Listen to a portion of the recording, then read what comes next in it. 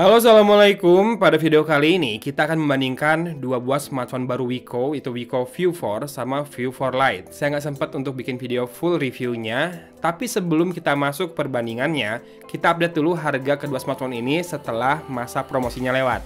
Yang pertama, Wiko View 4 ini dengan varian RAM 3GB dan storage 64GB dijual sekarang di harga Rp1.547.000. Tokonya ada di Lazada ya. Kalau kamu tertarik, linknya ada di deskripsi video ini.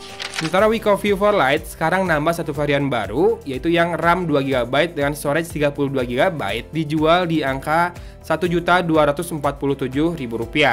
Nambah Rp100.000, kamu bisa dapetin yang storage-nya 64GB ya. Kalau menurut saya, beda Rp100.000 sih ambil yang lebih besar saja storage-nya. Meskipun begitu, kedua smartphone ini sudah triple card slot, jadi sebetulnya kalau kamu sudah punya micro SD, ya masalah storage ini harusnya nggak jadi masalah.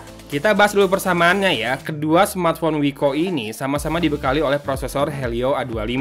Kemudian juga menggunakan Android 10 yang terlihat hampir stok, jadi kalau kamu pakai smartphone ini, rasanya smooth-smooth aja dan nyaris tanpa customisasi. Ada beberapa aplikasi tambahan yang Wiko sematkan, tapi itu sifatnya lebih ke kayak buat tune aplikasi-aplikasi yang berjalan dan juga buat tools. Kemudian keduanya juga sudah menggunakan layar 6,5 inci HD Plus dengan water drop notch ya. Nah, untuk perbedaan selain harga, kira-kira apa saja bedanya? Yang pertama adalah baterainya, di mana Wiko View 4 Lite menggunakan baterai 4000 mAh, sementara Wiko View 4 menggunakan baterai lebih besar di 5000 mAh. Kalau RAM tadi udah pada tahu kan, yang satu 2GB, yang Lite, dan yang biasa Wiko View 4 itu RAM-nya 3GB. Kemudian beda selanjutnya ada di kamera, di mana Wiko View 4 punya tambahan satu lensa kamera di belakang, yaitu lensa ultrawide, yang mana bagus buat level harganya. Kemudian untuk kamera depan, Wiko View 4 sudah menggunakan kamera 8MP, sementara Wiko View 4 Lite masih menggunakan sensor 5MP. Skor Antutunya beda, kayaknya ini pengaruh RAM sih, tapi bedanya cuma sedikit, 3 ribuan saja. Yang Wiko View 4 Lite 87.000 skor Antutunya, dan Wiko View 4 90.000. Dan karena skor Antutunya segini, saya putuskan nggak ada tes gaming ya. Nah, kira-kira mending mana kalau memang kamu ada budgetnya dengan semua kelebihan dibandingkan yang Lite? Yang Wiko View 4 ini memang jauh lebih baik ya.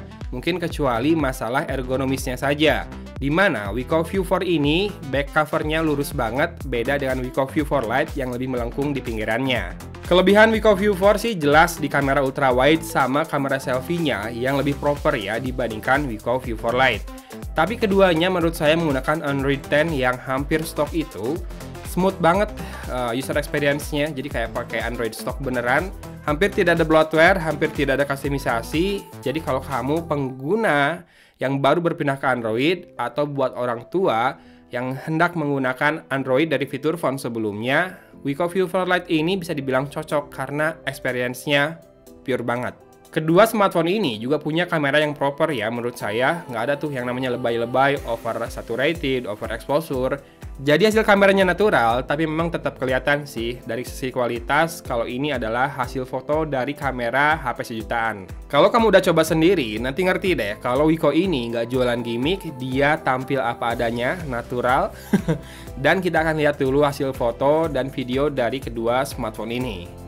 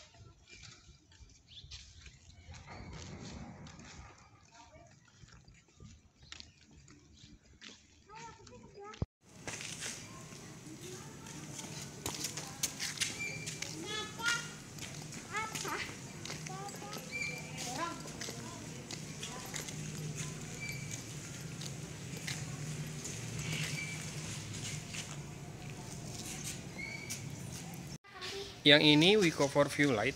Kamu bisa lihat dynamic range-nya sempit, jadinya nggak bagus warnanya, harus diakui. Nih, biru sini gelap banget. Dan kayak gitu. Silahkan dicek juga audionya. Perekaman kamera depan dengan Wiko 4View kayak gini, kalau menurut saya beda ya sama Wiko 4View Lite karena lebih tajam kamera depannya dan lebih natural kelihatan di Wiko 4View ini dibandingkan Wiko 4View Lite. Jadi buat yang mau selfie, ambil Wiko 4View aja, jangan yang Lite. Metering, kita tes. Di sini juga lebih bagus dynamic range-nya walaupun sekarang rada over exposure sebentar. Audionya silahkan dicek ya.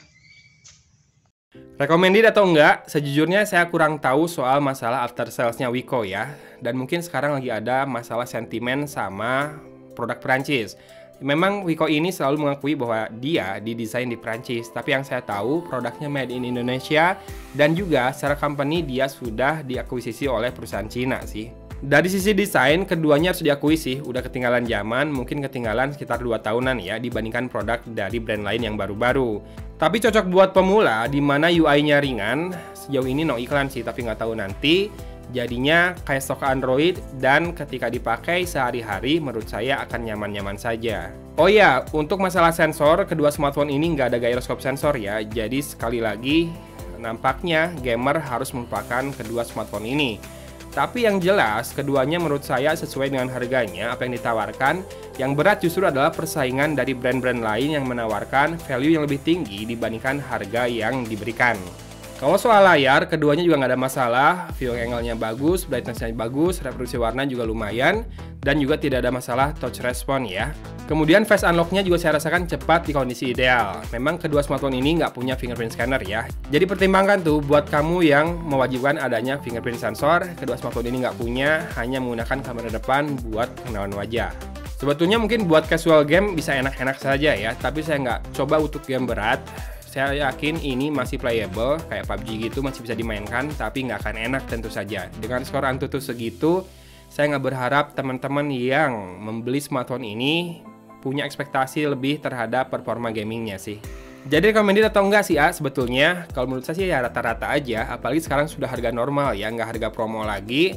Apa yang ditawarkan sesuai dengan harganya, tapi ya sebatas sesuai saja.